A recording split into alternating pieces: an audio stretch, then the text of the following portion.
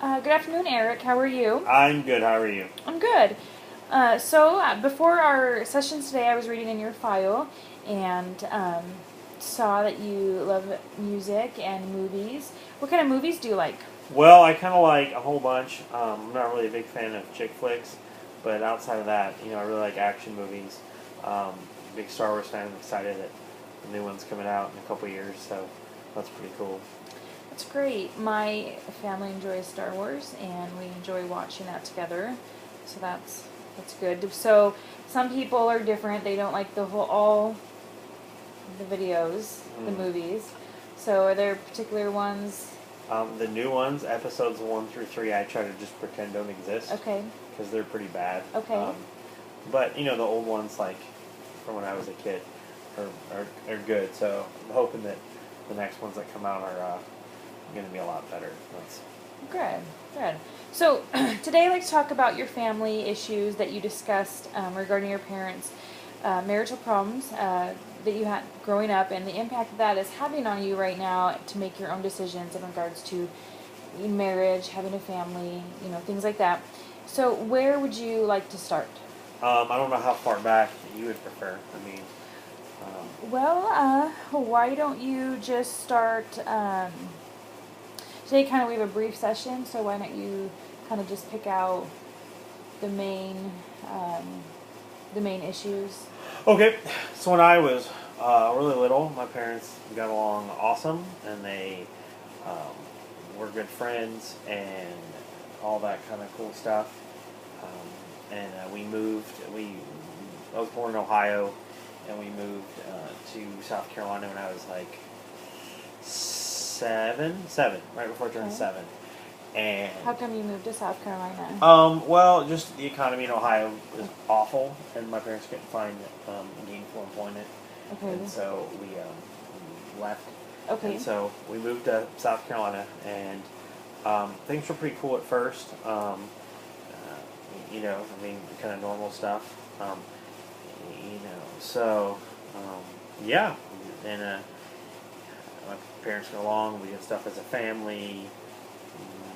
I don't know what else to kind of say there.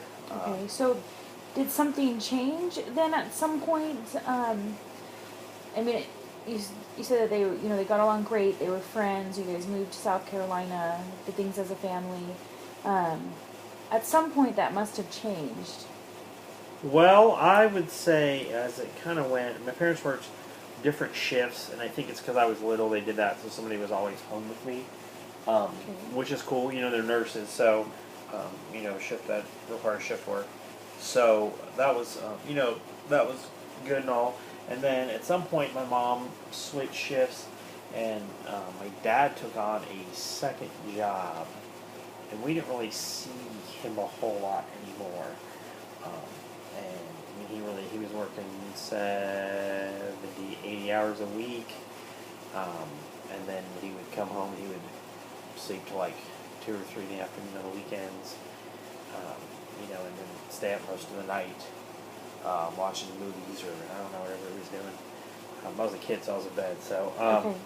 and then it kind of got worse, and my dad would go out and party with his friends, and be gone for be gone the whole night out with his buddies and stuff like that. So then my parents kind of started drifting apart.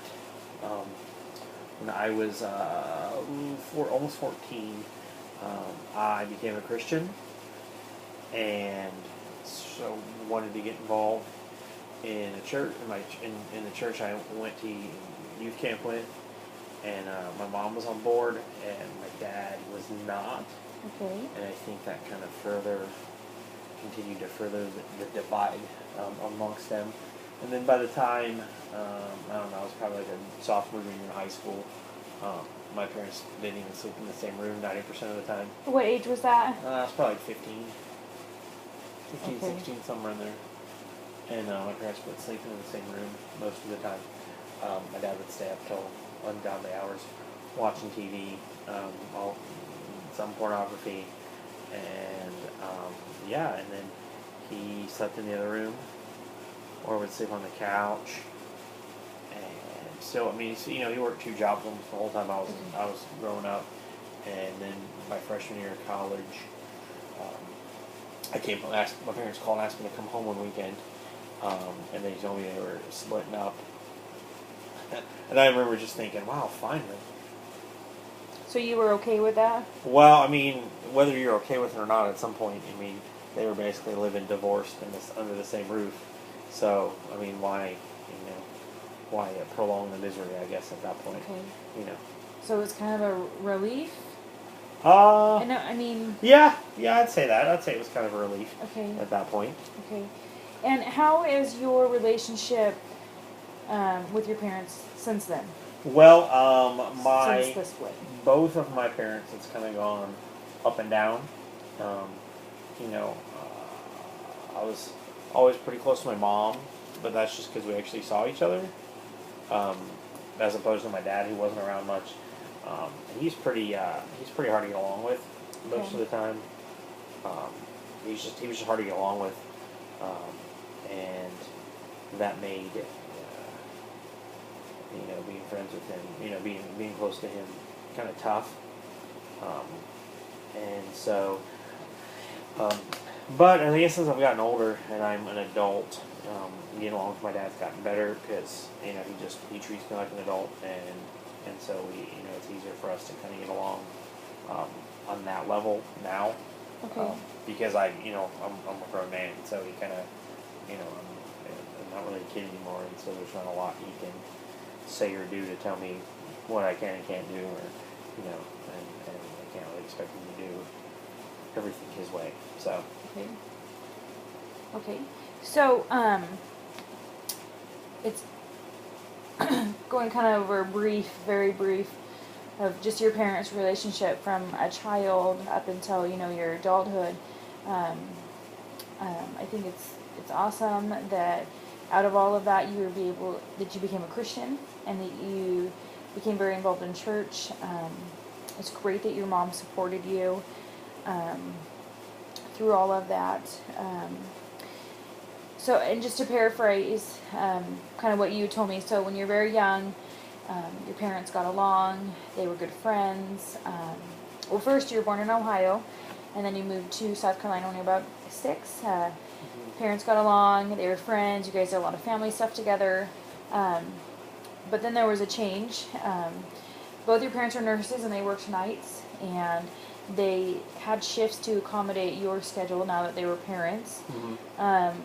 There was a switch in mom's schedule and dad took a second job. Now, did you guys financially need dad to take a second job, or is that? I'm still kind of foggy on that to this day. It kind of depends on which parent you talk to. Okay. And so what is it? There's 3 sides of every story: his, hers, and the truth. So it depends on who you hear it from. Okay. So after that, you guys didn't really see your dad a whole lot. He wasn't really involved. Mm-hmm. Things got worse. Dad began kind of a party lifestyle with his friends, which caused fighting among your parents. It sounds like at some point when you're teen years that your parents actually moved into separate rooms. Dad had some pretty serious issues in regards to really separating himself from the family. Sounds like he had maybe a pornography issue.